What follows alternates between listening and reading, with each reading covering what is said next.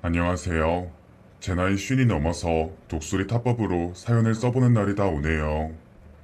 아무리 자본주의 세상이라 돈이 중요하다고는 하지만 그래도 가족도 등질 정도로 돈이라는 게 중요한가 하는 생각을 하게 됩니다.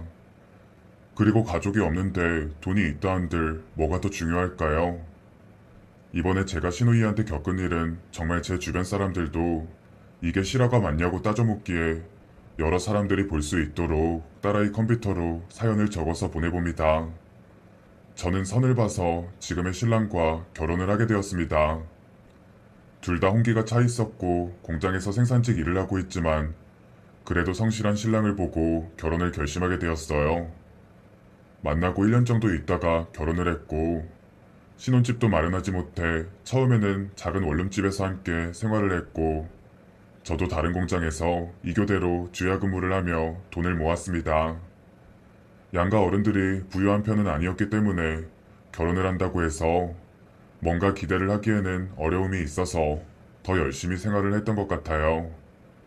그렇게 2년 정도 돈을 모으기 시작하고 나서 저는 임신을 하게 되었고 첫 아이를 딸아이를 낳게 되었습니다. 그리고 몇 년이 더 흐른 뒤 연년생인 둘째와 셋째까지 모두 딸을 낳게 되었어요. 저희 집에서는 딸아이도 예쁘고 나중에 효도를 할 거라고 하며 좋아했지만 시댁에서는 사실 아들이 한 명 있어야 제사도 지내고 할 텐데 아들이 없으니 넷째를 낳는 게 어떻냐고 이야기를 했지만 이미 경제적으로 부담스러운 상황이라 새 아이를 키우는 데에만 집중했습니다.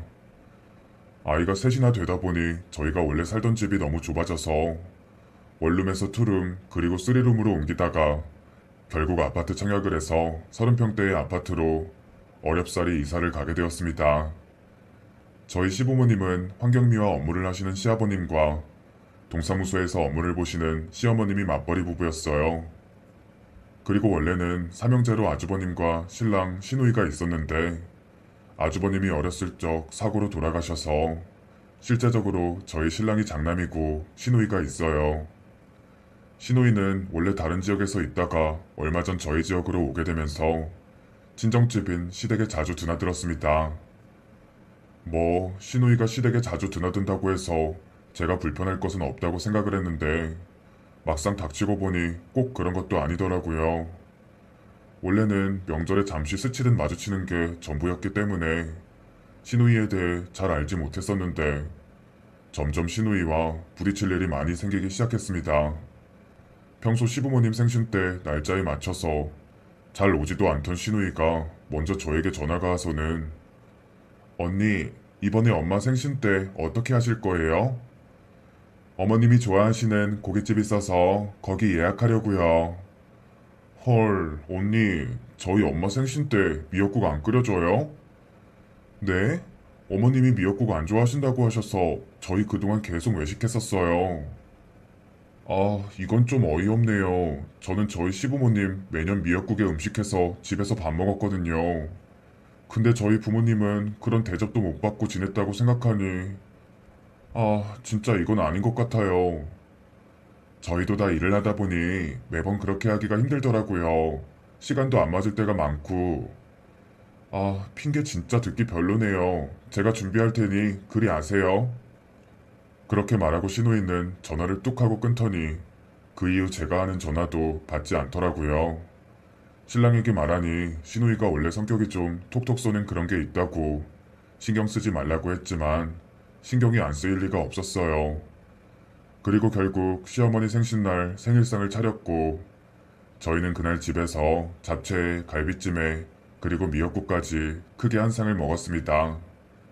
그 생일밥을 함께 먹는데 왜 그렇게 목이 턱턱 막히던지 그리고 생일 선물로 저희는 늘 드리던 것처럼 백화점 상품권 30만 원을 챙겨드렸습니다. 시부모님께 매번 갖고 싶은 선물이 있으시냐 물어보기도 그래서 필요하신 게 있으시면 사실 수 있게 나름 생각해서 상품권 선물을 드렸거든요. 화기애애하게 시어머님의 생일이 지나고 나서 얼마 뒤 시누이의 생일이었습니다. 다른 집은 배우자 형제의 생일을 어떻게 챙기시는지 모르겠지만 저희 집은 따로 생일을 챙기거나 하지 않아요. 딱 어른들 생일만 챙기는데 얼마 뒤 시누이는 저에게 링크를 하나 보내며 생일 선물로 명품 향수를 사달라고 했는데 그 향수의 가격이 20만 원이더라고요. 저는 결혼하고 10년이나 지나서 갑자기 시누이 행세를 하는 시누이를 이해할 수 없어서 신랑에게 이야기를 했고 신랑도 시누이에게 한 소리를 하겠다고 했습니다. 그리고 며칠 뒤 시누이는 눈이 뒤집어져서는 저희 집으로 달려왔습니다. 이래서 우리 시어머니가 집에는 여자가 잘 들어야 한다고 했는데 어디서 이간질이에요?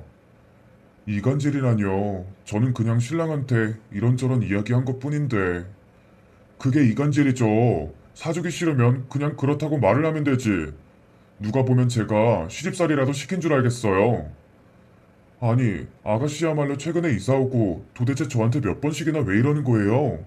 제가 뭐 잘못하기라도 했어요? 시부모님 고생을 시키기라도 했나요? 언니가 며느리 역할을 잘 안 하니까 제가 이런 거 아니에요? 오빠 같지도 않은 게 저한테 말하는 것도 재수없고. 아가씨, 무슨 말을. 아, 됐고, 앞으로 웬만하면 얼굴 보지 말아요. 기분 안 좋으니까. 그렇게 말하고는 문을 쾅 하고 닫고는 나가버렸습니다. 저는 일방적으로 욕을 들은 것 같아서 기분이 나빴지만 쫓아가서 화를 낼 수는 없었습니다. 이후 저는 무의식 중에 시누이를 종종 피하게 되었어요. 그렇게 피해 다닌 게 2년 정도 되고 그날은 제가 시어머님 휴대폰 어플로 뭘 해달라고 해서 시댁에 갔는데 시어머님 폰을 이것저것 만지다가 저도 모르게 문자함에 들어갔는데 시누이에게서 온 문자 내용 중에 제 욕과 저희 신랑 욕이 엄청 많았습니다. 그 중에는 다 같이 밥을 먹으러 가서 결제를 하는데 저희 집은 애가 셋에 저와 신랑까지 총 5사람인데 돈을 왜 이것밖에 안 내냐부터 시작해서 사사건건 그냥 다 시비를 걸고 있었어요. 특히 그 밥값은 시부모님이 저희 딸이 학교 회장이 되어서 축하를 해주는 자리였어요. 그래서 시부모님이 사주시는 자리였고 저는 사람이 많다 보니 식대가 많이 나오는 것 같아서 뒤로 10만 원 정도 현금을 챙겨준 것이었습니다. 시어머니가 답장으로 내가 사주는 거고 민정이가 돈 보태라고 준 거야 라고 답장을 했음에도 제가 경우가 없고 집에 사람이 잘못 들어왔다고 하면서 열심히 씹어대더군요. 대부분 일방적으로 시누이가 말을 하는 것이었지만 왜 이렇게까지 저를 미워하는 건지 저는 알 수 없었습니다. 그 일이 있고 몇 달 뒤 저희 시부모님은 교통사고로 두 분 모두 현장에서 즉사해서 돌아가게 되었습니다. 음주운전으로 저희 시부모님을 치게 된 것인데 저희가 가기도 전에 이미 시누이가 그 사람과 합의를 해버린 뒤였습니다.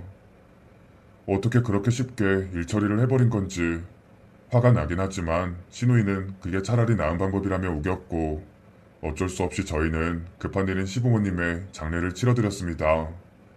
그리고 장례가 끝난 후 재산분할을 위해 시누이와 다시 마주하게 되었습니다. 시부모님 앞으로는 사망보험금이 4억 원 가량이 있었고 집과 다른 것을 처분하니 3억 원 상당의 금액이 책정되었습니다. 원래라면 제사를 지내고 장남인 신랑이 돈을 더 갖는 것으로 알고 있었는데 시누이가 워낙 발악을 하는 통에 결국 반반 돈을 나누기로 했습니다. 시누이의 신랑인 심해부도 본인 장인장모가 돌아가셨는데 시누이와 함께 눈이 뒤집어져서는 본인들은 이 돈이 없으면 죽는다고 난리를 치더라고요. 그때 저뿐만 아니라 신랑도 정이 뚝 떨어져서는 재산을 딱 반을 나누고 그 뒤로 인연을 끊자며 말을 했습니다. 정말로 시누이는 그 이후 시부모님의 제사에도 참석하지 않을 정도로 연락 한 통 없었어요. 그리고 몇 년이 지났을까 시누이는 다시 뻔뻔하게 저에게 연락이 왔습니다. 언니, 제가 그동안 너무 바빠서 연락도 못하고 지냈어요. 이제 와서요? 아, 무슨 용건이세요? 아니, 용건이 있는 건 아니고 이번에 부모님 제사는 저도 참석을 해도 될까 싶어서요. 시부모님 돌아가신 지 몇 년이 되었는데 이제야 제사에 참석을 한다는 거예요? 제사가 언제인지 알긴 하세요? 너무 그렇게 몰아세우지 마요. 정말 그동안 힘들었으니까. 아, 제사 10시에 지내니까 늦지 않게 오세요. 어차피 음식 준비는 제가 하니까요. 아, 그럼 그때 오빠랑 언니랑 같이 집에 계시는 거예요? 네, 그날은 그럴 것 같아요. 네네, 그날 뵐게요. 몇 년 사이 다른 사람처럼 바뀐 신우이와 심해부는 저희 집에 와서 첫 제사를 함께 지냈습니다. 그동안 연락 한 통 없이 지냈던 터라 말 한마디 오가지 않는 어색한 상황이었고 제법 큰 딸아이들도 그런 시누이를 불편해하고 있었어요. 시누이는 그런 눈치도 없는지 굳이 우리 조카들 하며 딸아이들에게 친한 척을 했고요. 그런데 저희는 그날 시누이를 집에 들이면 안 되는 것이었습니다. 제사를 끝내고 나서 시누이는 돌아갔습니다. 그 이후 종종 연락이 왔고 그 다음 제사가 있던 해에 문제가 일어났습니다. 시누이와 함께 제사 음식을 준비하고 있었는데 모르는 번호로 전화가 왔고 전화를 받으니 대학병원 응급실이라고 했습니다. 저는 너무 놀라 뒤도 안 돌아보고 병원으로 달려갔고 거기에는 입원해 있는 신랑이 보였습니다.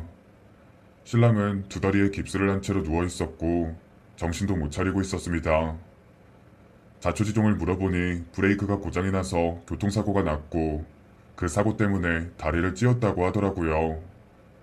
여러 검사 결과 병원에서는 신랑이 다시는 두 다리로 걸을 수 없을 거라 말을 하고 저는 막막했습니다. 그러던 찰나에 시누이는 병원에 와서 위로를 해주며 그래도 보험금이 나올 테니 잘 청구를 하라는 조언 아닌 조언을 하더군요. 막막하게 있던 그때 병원으로 간호사가 급히 달려오더니 다른 환자분과 검사 결과지가 바뀌어서 오진을 한 거라고 하며 수술을 하고 재활을 하면 다시 걸을 수 있다는 소식을 알려줬습니다. 저희는 정말 다행이라 생각을 했고 그 이후 시누이의 일은 잊고 수술을 하고 회복에만 신경을 쓰고 있었습니다. 병원에서 수술을 받고 퇴원까지 몇 달이라는 시간이 걸렸고 이후 회사에도 병가를 내고 집에서만 신랑은 쉬고 있었어요.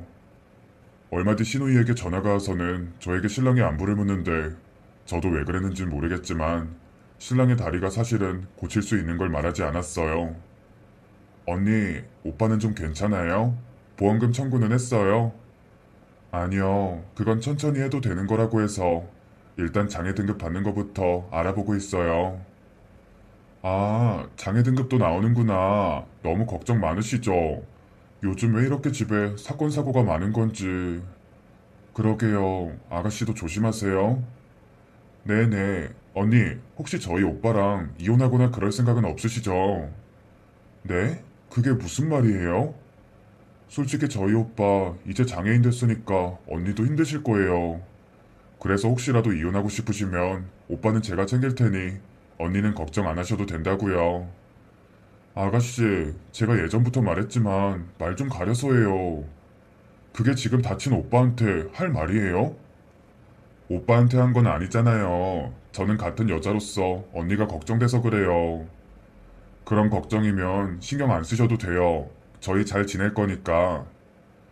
네, 알겠어요. 언니는 너무 예민해.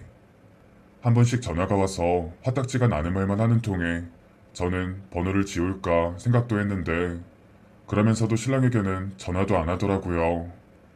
아마 욕을 먹을까봐 무서운 거겠죠. 안 그래도 다쳐서 속상한데 그런 사람 가족한테 이혼이라니 그런 말을 하는데 그걸 듣고 있을 사람이 어디 있겠어요. 그렇게 신랑의 재활치료를 하면서 시간을 보내고 있었고 1년 정도가 지나니 불편하긴 해도 일상생활이 가능할 만큼 회복이 되었습니다. 물론 예전처럼 생산직 업무를 하기는 힘이 들어서 그동안 모아둔 돈으로 작은 회사를 운영하기 시작했어요.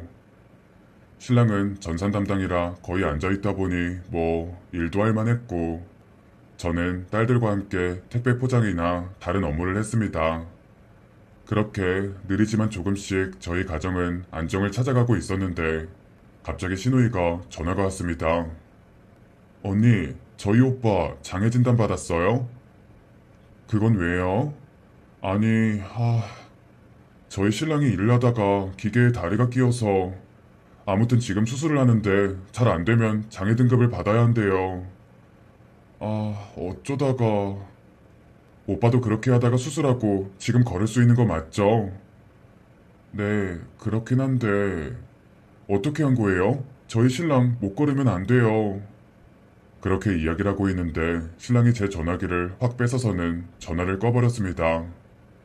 저는 놀라서 신랑에게 심해부가 다쳤다고 이야기를 했는데 신랑이 되레 화를 내면서 신우이랑 연락을 하고 있었냐고 하더라고요. 종종 연락이 오길래 가끔 통화를 했다고 이야기를 했더니 신랑이 화가 나는지 손을 부들부들 떨기 시작했습니다. 여보, 왜 그래? 걔 인간 아니야. 벌 받은 거야. 아, 자업자득이지 뭐. 무슨 말을 하는 거야? 신랑에게 들은 말은 충격적이었습니다. 신우이가 심해부랑 같이 도박을 하러 다닌대요. 근데 얼마 전 큰 빚을 지고 그 돈을 갚을 방법이 없었는데 그때 마침 교통사고로 시부모님이 돌아가셨고 그 돈으로 빚을 청산했다고 했습니다. 거기까지는 딩크 부부인 신우이가 어떻게 하고 다니든 상관이 없다고 생각을 했는데 신랑이 하는 말이 이번에 사고가 나고 나서 확인해보니 신랑이 앞으로 사망보험금이 하나가 있었고 그 수혜자가 신우이 앞으로 되어 있었다고 합니다. 너무 소름이 끼쳐서 그 보험은 바로 해지를 했고 신우이에게 따져 물었는데 본인이 보험금을 내고 있으니 문제가 될 게 없지 않느냐는 식이었대요. 그날 이후로 기분이 나빠서 신우이에게 다시는 연락도 하지 말라고 했다고 합니다. 뭔가 의심스러운 정황은 많은데 증거가 없으니 신랑도 그저 깨름직해서 피하는 거라고요. 저는 장례식이 끝나고 신우이와 심해부가 사망보험금과 재산분배 문제로 눈이 뒤집어지는 걸 보고 이미 정이 다 떨어졌다고 생각을 했는데 신랑에게 신랑의 사망보험금 이야기를 들으니 소름이 끼쳤고 기분이 더러웠습니다. 그리고 제 머릿속에도 혹시나 시부모님의 교통사고와 저희 신랑의 교통사고가 신우이와 연관이 있는 게 아닌가 하는 생각까지 들었어요. 며칠 뒤 신우이는 다시 저에게 전화가 왔고 저에게 어떻게 했길래 못 걷는다고 한 저희 신랑이 걸을 수 있게 된 건지 울면서 물어보기 시작했어요. 저는 우선 수술부터 받고 연락을 하라고 했고 신우이는 알겠다고 하며 그 방법을 꼭 알려달라고 했습니다. 신랑은 그 뒤로 신우이 문제는 신경 쓰지 말라고 했지만 저는 그럴 수 없어서 결국 뒤를 캐보기로 했어요. 신우이는 정말 신랑의 말처럼 그 많은 재산을 나눠 가졌음에도 여전히 예전에 살고 있던 전셋집에 살고 있었습니다. 그리고 우편함에 쌓여있는 고지서 종이들, 그냥 그것만 보고도 신우이가 어떤 생활을 한 건지 알 수 있었습니다. 결국 심해부도 수술을 했지만 걷지 못한다는 이야기를 듣게 되었고 신우이는 저희 집으로 와서 울고 불면서 본인 신랑이 다시 서서 걸을 수 있게 도와달라고 했습니다. 저는 그 방법을 알려주겠다고 이야기를 한 뒤 저녁에 저희 집에 오라고 했어요. 신우이는 제가 말한 시간에 저희 집으로 왔고 저는 방에서 몇 장의 검사 기록지를 꺼내서 보였습니다. 이게 다 뭐예요? 우리 신랑 검사 기록지예요. 이걸 왜 저한테 보여주시는 거예요? 언니가 밤마다 오빠한테 해줬다는 마사지 좀 알려줘요. 그런 거 없어요. 네? 그런 거 없다고요. 우리 신랑은 그냥 처음에 병원에서 차트가 바뀌어서 오진한 거였고 원래 재활하면 걸을 수 있었어요. 그럼 우리 남편은 못 걷겠죠. 요즘 병원이 얼마나 정확한데. 아, 지금 제정신이야? 사람 갖고 노는 거야, 뭐야? 그러는 아가씨야말로 우리 신랑 앞으로 들어둔 보험은 뭔데요? 우리 신랑이 죽기라도 바랬던 거예요? 내가 내 돈 내고 적금 붙는 마음으로 한 건데 무슨 상관이야? 진짜 곱게 미칠 것이지 왜 난리야? 아무튼 심해부는 앞으로 못 걸을 거니까 병원에 가서 장애 등급 받고 잘 보살펴줘요. 제가 그 말을 하고 거실로 나왔는데 방 안에서 난동을 부리는 소리가 들렸습니다. 하지만 저는 그런 소리는 들리지 않는 것처럼 신랑이 있는 안방에서 함께 잠이 들었고 새벽이 되어서야 신우이가 나가는 소리가 들렸습니다. 아무래도 충격이 컸던 건지 몇 시간을 그 방에서 혼자 뭘 집어 던지기도 하고 헛웃음을 짓기도 하고 조금은 우는 것 같기도 했어요. 마침 애들이 방학 기간이라 친정집에 가 있어서 다행이었지. 애들한테도 못 볼 꼴을 보일 뻔했네요. 사실 제가 이렇게까지 이야기를 한 데는 아무래도 예전에 신우이가 저를 괴롭혔던 것도 있고 시부모님의 사고는 둘째 치더라도 신랑 앞으로 들어왔던 보험이 크게 작용한 것 같아요. 저는 저 나름대로 복수를 했다고 생각을 하고 신우이도 아픈 심해부를 잘 간호하면서 지내리라 생각했는데 그건 저희의 착각이었던 것 같습니다. 왜냐하면 그 이후에 휠체어를 타고 있던 심해부를 음주운전 차량이 차로 쳐서 사고가 났고 심해부는 응급실로 옮겼지만 과다출혈로 세상을 떠났거든요. 사실 장례식장에 가기도 전부터 신랑과 너무 소름이 돋았는 게 마치 저희 시부모님의 사고 때처럼 시누이는 바로 그 음주운전자와 합의를 했다고 했습니다. 바쁜 일을 하다 보면 그럴 수 있고 심해부도 장애 진단을 받고 많이 힘들어했는데 차라리 잘된 일일지도 모른다고 말하며 우는 시누이를 보며 저는 온몸에 소름이 돋았어요. 저와 신랑은 장례식장에 잠시 들렸다가 곧장 경찰서로 달려가서 신고부터 했습니다. 몇 년 사이 시부모님의 교통사고, 그리고 신랑의 교통사고, 마지막으로 심해부의 교통사고까지 석연치 않기도 하고 그 중심에 시누이가 있다는 생각을 떨칠 수 없었기 때문이에요. 시누이는 이번에도 심해부 앞으로 들어둔 보험에서 억 단위의 돈을 받을 예정이었거든요. 나중에 저희가 신고를 한 사실을 알게 된 시누이가 저희에게 오만 욕짓거리를 하며 찾아오긴 했지만 그쯤 되니 그냥 저 여자가 제정신이 아니구나 하는 생각이 들었어요. 경찰이 이야기를 해주길 시누이와 심해부는 주기적으로 사채를 빌려서 강원랜드에 가서 도박을 했는데 빌린 돈이 크게 쌓일 때마다 꼭 사고가 나서 큰 돈이 들어왔다고 합니다. 그리고 조사를 하다 보니 흔히들 알고 있는 흥신소와 시누이가 연락한 기록을 토대로 시누이가 시부모님과 저희 신랑 그리고 심해부까지 교통사고를 사주한 사실이 밝혀졌어요. 너무 충격적이라 저희는 그날 잠도 못 자고 밤새 신랑과 이야기를 했고 신랑은 혹시나 하는 마음이었는데 경찰 조사 결과가 시누이와 심해부가 노름빚을 충당하기 위해서 벌인 일임을 알게 되고 나서는 세상에 아무것도 믿을 수 없고 그저 시부모님께 죄송한 마음뿐이라 했습니다. 이후 재판에서 시누이는 존속살인죄로 19년형을 선고받았고 지금 복역 중입니다. 시누이가 판결을 받고 난 이후 심해부의 가족들이 저희에게 와서 난동을 부리고 주변 동네 사람들의 시선을 피해 타 지역으로 이사를 와서 지내고 있습니다. 이 사실을 저희만 알고 딸아이들은 모르는데 얼마 전 큰아이가 저에게 와서 이야기를 하더라고요. 엄마, 요즘 이모는 왜 안 보여? 이모는 지금 다른 지역 가서 살고 있어. 예전에 이모가 우리 아빠 차 번호 물어보고 그랬던 적 있었는데 아빠 차 번호를? 그때 아빠 차 바꾸고 얼마 안 되었을 무렵이었잖아. 그리고 며칠 뒤에 아빠가 사고가 나서 내가 얼마나 놀랬었게. 그럼 이모가 아빠 차를 알고 있었어? 그럴걸? 아빠 차가 소나타인 것도 알고 차 번호도 알면 다 아는 거 아닌가? 나중에라도 이모한테 연락 오면 절대로 만나면 안 돼. 알겠지? 알겠어. 이모가 빌려갔다는 돈 때문이지? 귀에 닦지 않겠어. 저는 얼마 뒤에야 알았어요. 시누이가 저희 신랑의 차에까지 손을 댄 사실을요. 이 일이 있었는지가 거의 10년이 다 되어 가다 보니 그때는 블랙박스고 뭐고 별 생각도 없었고 저희 차가 새로 산 지 얼마 안 되어서 썬팅만 되어 있었거든요.